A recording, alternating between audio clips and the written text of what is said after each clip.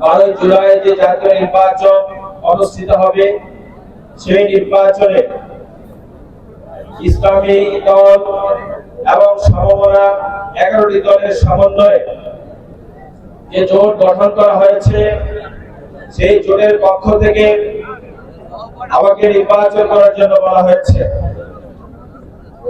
সম্মানিত ভাইরা, সেই নির্বাচনের জন্য আমি আমাদের কেন্দ্রীয় সংগঠনের নির্দেশনা, আমির জামাতের নির্দেশনা অনুযায়ী আপনাদের সামনে আপনাদের সাথে এসে নির্বাচনের লক্ষ্যে কাজ করছি।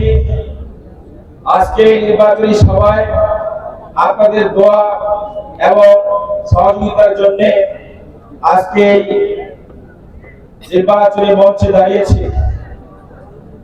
সম্মানিত ভাইরা আমার, পবিত্র কোরআনে আল্লাহ রাব্বুল আলামিন বলেছেন, ওয়াল্লাযী আরসালা রাসূলাহু বিল হুদা ওয়া দীনিল হক লিইয়ুযহিরাহু আলাদ দীনি কুল্লিহি ওয়ালাউ কারিহাল মুশরিকুন। তিনি সে আল্লাহ যিনি তার রাসূলকে পাঠালেন হেদায়েত ও সত্য দিন সহকারে, যেন আসল দিনের উপর এই দিনকে বিজয়ী করে দেন, এতে করে মুশরিকদের গা যতই জ্বালা পোড়া করুক না কেন।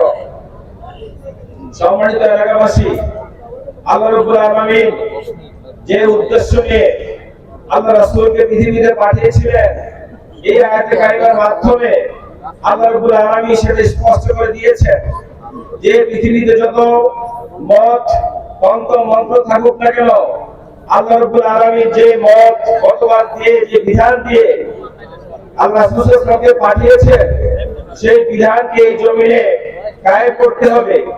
আল্লাহ রাসূল সাল্লাল্লাহু আলাইহি ওয়াসাল্লাম সেই বিধান কায়েমের মধ্য দিয়ে আমাদেরকে দেখিয়ে